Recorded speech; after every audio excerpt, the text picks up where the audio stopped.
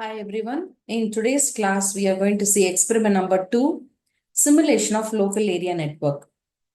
So in this experiment, we are going to see as two part. The part 1, we are going to configure all the servers in the network. And part 2 is we are going to configure the routers and switches in the network.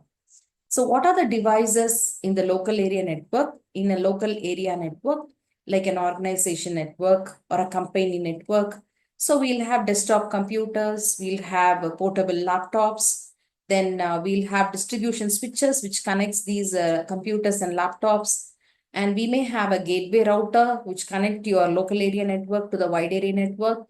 And we have certain servers like DHCP server, DNS server, web server, and we may also have a firewall server, and then we'll have access points to connect your wireless devices. So initially we'll start with part 1, configuration of servers. So we are going to see the simulation in the Cisco Packet Tracer tool. So here are the device palette. So in the device palette, let us click the networking devices, and I wish to place a switch.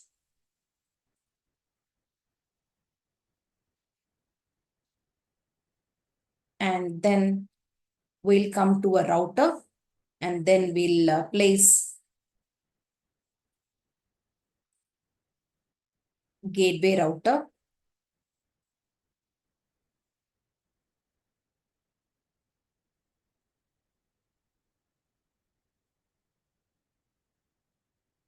And also we'll place some end devices. So in order to have a clear explanation, I would like to keep 3 desktop computers. So we'll also have wireless devices like laptops. So let me have 2 laptops.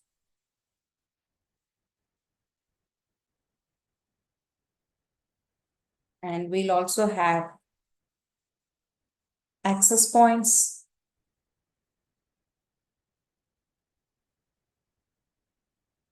to connect the wireless devices. And then we'll have the server zone, where for clarity, I wish to have separate servers. And then let me also connect these servers by means of a switch.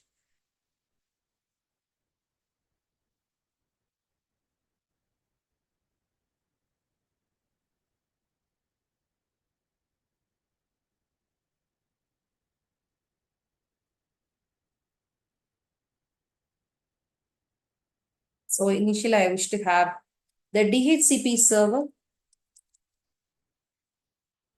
and the IP address of it is 192.168.1.2.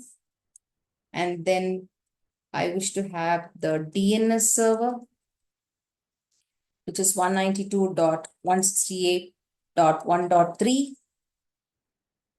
And then we'll have the HTTP server, which is, or web server, which is 192.168.1.4. And also I wish to have a firewall, in which 192.168.1.5. And all these servers are connected to the switch. So I wish to use automatically select connection type and connect all these servers.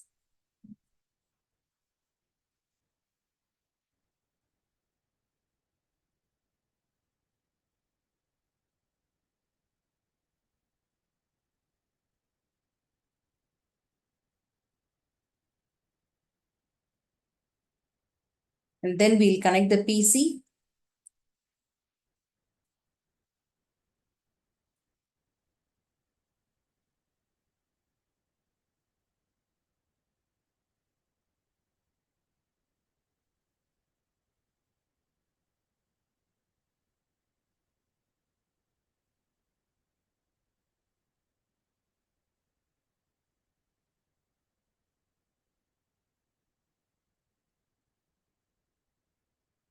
Then we'll have the access point. Connect the switch to the access point. And then we'll have the 2 laptops here. And then this is a gateway router. So we have organized the network, the local area network, where we have, we'll say this zone as zone 1, where the user computers are connected, the wired and wireless computers are connected.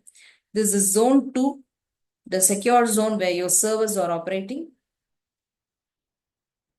right? Now we'll move into the configuration of servers. So initially I would like to give the IP address for all the servers. So let me click the DHCP server. I'll go to the desktop, IP configuration, 192.168.1.2. The mask class C subnet mask is enabled, and the gateway, I wish to have it as 192.168.1.1, and DNS server, we already have given it as 1.3. So I wish to also enable the DHCP service here. So I'll go to the service, click DHCP and put the service on.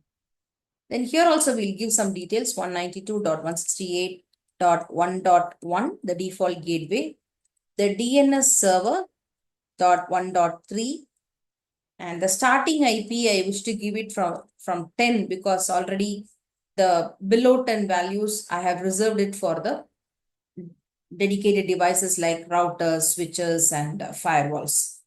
And I wish to have the number of users maybe 100, and then click a save. So make sure that all these details are updated here. So the configuration of DHCP is done. DHCP is Dynamic Host Configuration Protocol, which provides the IP address to your computer. So let me just come to the DNS, and we'll also check if DHCP is working. We'll go to a PC and go to desktop, IP configuration, and say DHCP. It is requesting the IP address. Yes, it has got the IP address as 192.168.1.10. So just similarly, we'll also check if the other computers are getting the IP address. Yes, it has got the IP address. So here also, DHCP. Yes, it has got the IP address. Now let's do the configuration for the laptops. So for that, let me click the access point. So in the access point, I'll just go to the configuration. So port 0, it is on. By default, let us have all these values. Then come to port 1. So here in port 1, you have to set an SSID. So I just say CN lab. The SSID I set here is CN lab. Then coming here, I just give WPA to PSK, and the password I wish to have is CN lab 123, right? And just click a close. Then coming to the laptop, by default in every laptop, the Ethernet port is enabled. So I have to replace this with a wireless adapter. So what I'm going to do is switch off the laptop and just bring this Ethernet cable out. Now the slot is free. So here WPC300N is the wireless driver. So I'll place it here and click on, right? And then go to desktop. In desktop, click PC wireless, all right? And then coming here to the configuration, wireless configuration. Again, in the SSID, you give the SSID to which this has to be connected. So CN lab and WPA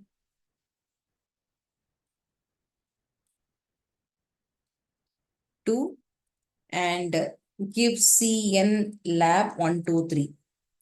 And also the IP configuration I have set, you get it from DHCP. So all these configuration is done. So click on OK. And we'll wait for some time for the device to pair with the access point. And if you toggle your mouse over it, you will understand that the device have received the IP address from DHCP. The server, DNS value, everything, gateway, everything it has received.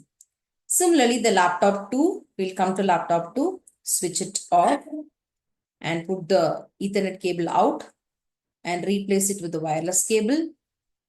Go to desktop. Sorry, I didn't put it on. We have to put it on. So after replacing it, put it on. Coming to the desktop, PC wireless, go to configuration, wireless, and here you give CN lab, the access point to which it has to connect, and WPA2 PSK, and give the password CA lab 123. And IP configuration, we wish to have it as DHCP. So it is closed. Now, after some time, this laptop will also get connected to the access point. Now getting the IP address 1.16, right? So it has got 1.13, it has got 1.16. So the devices have been configured with the IP address. The computers are enabled with IP address for communication. So let us try a ping between 1.10 and 1.11. It has to work. So I'll just go here, go to the command prompt and say ping 192.168.1.11. Yes, we are getting the reply. Right. And now I'm going to do a configuration for the HTTP server, web server. So let me just click here, go to the desktop, IP configuration, and give 192.168.1.4. Usually for all the servers in the network, we'll suggest having the connection, having the IP address in a static way, .168.1.3. So let me just close it and go to the services, HTTP. Yes, by default, the HTTP is on in all the servers. It has some pages also, copyright, hello HTML, image, index. So maybe hello HTML, I just click in edit and say hello world instead of hello world.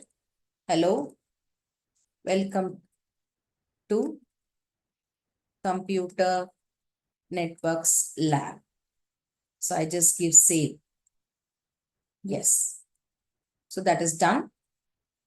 The files have been, there is an image, hello world, and image index. These are the pages by default available. You can also have a new file which talks about which of your own web page. You can host it. You can also import files. Okay. So all these facilities are available in the packet trace. So now the web is done. So I'll go to the browser, go to the web browser and type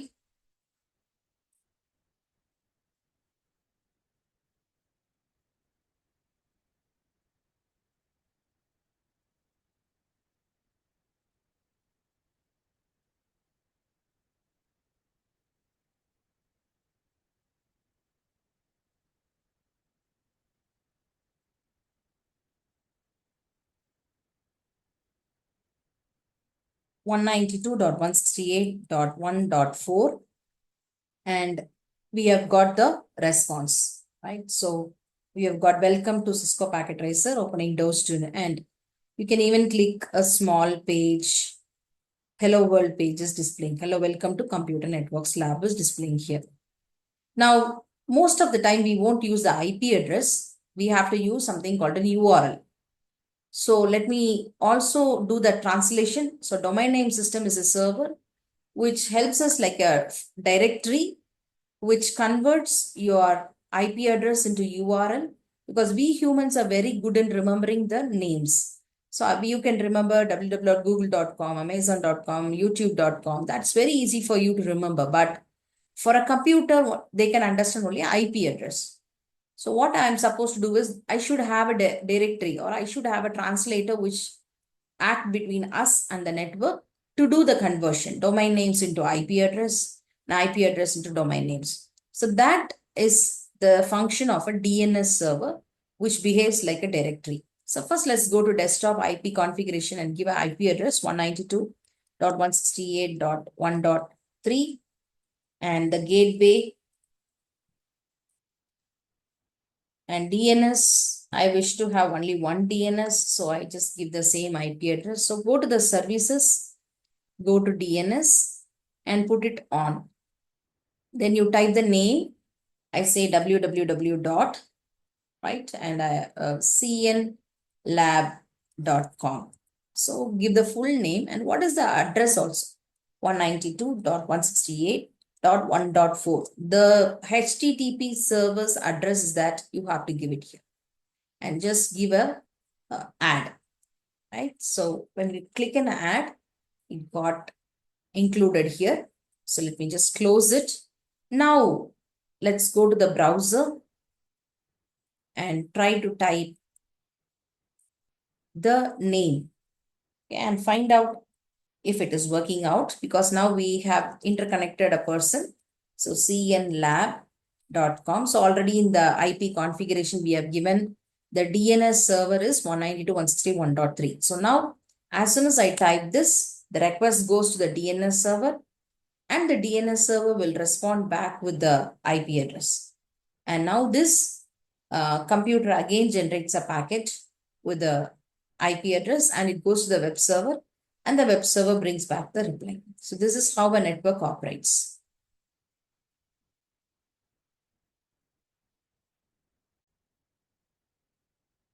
So now we are going to enable a security feature by securing the servers over here. So one thread for all the servers is the ping command. So I'm going to block any of these users should not ping these servers, but yet it should be able to use the services of those servers.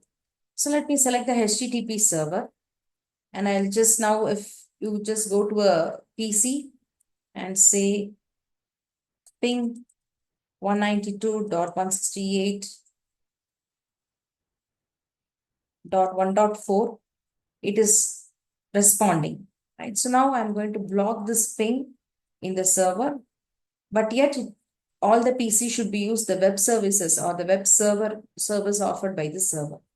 So I'll just go to the HTTP server, click desktop, go to firewall, and here in the fast Ethernet action, I'll just say deny. Ping is the ICMP service. So I have blocked ICMP and the remote IP gives 0.0.0.0 and wildcard must give 255.255.255.255.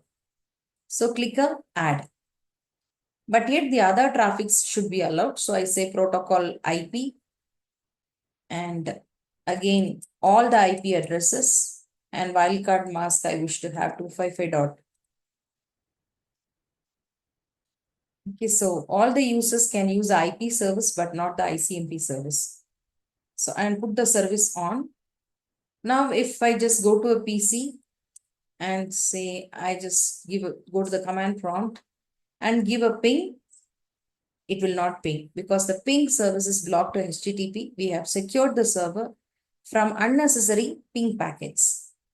So any hacker who wish to hack the web server cannot do it with the help of a ping tool. But yet the other services like the web server will still be operative.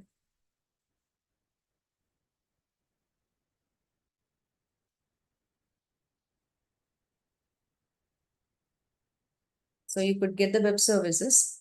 So in this way, you can secure the servers in the network.